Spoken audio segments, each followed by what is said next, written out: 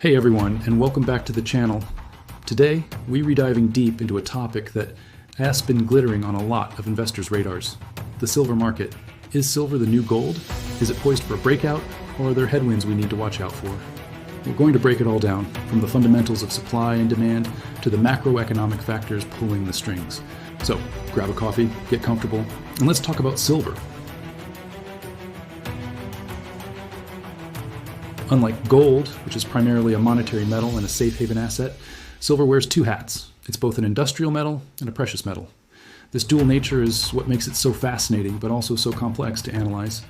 On the industrial side, silver is a superstar. It has the highest electrical and thermal conductivity of any metal, making it irreplaceable in a huge range of applications. We're talking about electronics, from the smartphone in your pocket to the computer on your desk.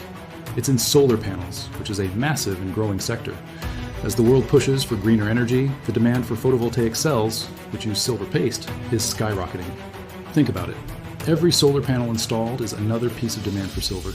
It's also critical in the automotive industry, especially with the rise of electric vehicles, which contain more silver than their traditional counterparts. And let's not forget its use in medicine for its antimicrobial properties, and water purification, and so much more. This industrial demand creates a strong fundamental floor for the silver price. It's constantly being consumed, not just stored in a vault. Now, let's switch hats and look at silver as a precious metal, or what many call poor man's gold. For thousands of years, silver has been used as money and a store of value. When investors get nervous about inflation, economic instability, or currency devaluation, they often turn to precious metals. While gold usually gets the spotlight, silver often follows in its footsteps. In fact, silver can sometimes be even more volatile, offering potentially higher returns but also higher risk. The gold to silver ratio is a classic metric investors use to gauge the relative value of these two metals. This ratio simply tells you how many ounces of silver it takes to buy 1 ounce of gold. Historically, this ratio has fluctuated, but when it's high, some analysts argue that silver is undervalued compared to gold and might be due for a rally. In recent years, we've seen this ratio at historically elevated levels, which has fueled a lot of the bullish sentiment around silver. The argument is that the ratio will eventually revert to its historical mean, which would mean either the price of gold comes down or the price of silver goes way up. So, we have strong industrial demand on one side and investment demand on the other. What does the supply side look like? Well, that's where things get interesting. About 80% of the world's silver is mined as a byproduct of other metals, primarily lead, zinc, copper, and gold. This means that silver production isn't always directly responsive to the silver price. If the price of zinc or copper drops, a mine might reduce its operations, which in turn reduces the supply of silver even if silver prices are high. This creates a potential for supply constraints that aren't always easy to predict. Mining is also a capital-intensive and time-consuming business.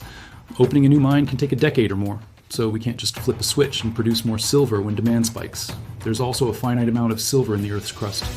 While we aren't running out tomorrow, the easily accessible, high-grade deposits are becoming scarcer. Now, let's put it all together and look at the bigger picture. What are the major forces at play right now?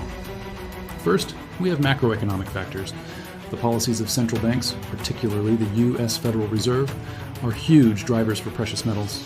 When interest rates are low, the opportunity cost of holding non-yielding assets like silver and gold is lower, making them more attractive. Conversely, when rates are high, investors might prefer to hold cash or bonds that pay interest. So, keeping an eye on Fed statements and inflation data is absolutely crucial. Inflation is another key factor. Historically, precious metals have been seen as a hedge against inflation. As the purchasing power of currencies like the dollar erodes, tangible assets like silver tend to hold their value better. Then there's the green energy transition. This isn't a short-term trend. It's a multi-decade structural shift in our global economy. The commitment of governments and corporations to renewable energy and electrification is a powerful, long-term tailwind for silver demand. The International Energy Agency and other organizations are forecasting massive growth in solar and EV production over the next decade. This translates directly into a growing, sustained demand for physical silver. This industrial pull is something gold simply doesn't have to the same extent, and it's a core part of the bullish thesis for silver. However, we need to be balanced and look at the potential risks. Silver is notoriously volatile. Its price can swing wildly, much more so than gold. This volatility is partly due to its smaller, less liquid market. Large trades can have an outsized impact on the price. A global economic slowdown could also be a headwind. While a crisis might boost its safe haven appeal, a severe recession would likely hit industrial activity hard, reducing demand for silver in electronics, cars, and other applications. So you have this push and pull between its two natures. Will the safe haven demand outweigh the drop in industrial demand during a recession? That's the billion-dollar question. Another thing to consider is the role of the US dollar. Precious metals are typically priced in dollars, so they have an inverse relationship. When the dollar is strong, it takes fewer dollars to buy an ounce of silver, so its price tends to fall. When the dollar weakens, the price of silver in dollar terms tends to rise. So, tracking the direction of the dollar index is another important piece of the puzzle. So, how can you get exposure to silver? There are several ways. The most direct way is buying physical silver, like coins or bars. This gives you direct ownership of a tangible asset. However, you have to think about storage and insurance, and premiums over the spot price can be high. Another popular option is through ETFs, or exchange-traded funds, that hold physical silver in a vault on your behalf.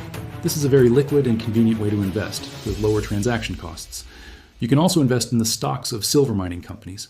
This can offer leveraged exposure to the silver price. If the price of silver goes up, the profitability of mining companies can go up even more. But this also comes with company-specific risks, like operational issues, political instability in mining jurisdictions, or poor management. Finally, there are futures and options contracts, but these are more complex instruments best left to experienced traders. So, what's the bottom line? The case for silver is compelling. You have a powerful, long-term demand story driven by the green energy revolution. You have a potential undervaluation relative to gold, and you have its timeless appeal as a monetary metal and inflation hedge. On the other hand, you have significant volatility, sensitivity to economic cycles, and a strong dependence on central bank policy. Investing in silver isn't a get-rich-quick scheme. It requires patience and a long-term perspective. The dual nature of the metal means it's pulled by different forces, which can make its price action confusing at times. But for investors who understand these dynamics and believe in the long-term trends of electrification and the potential shift in the monetary landscape, silver presents a very interesting opportunity. It's a unique asset that sits at the intersection of industry and finance, technology and tradition. As always, this is not financial advice.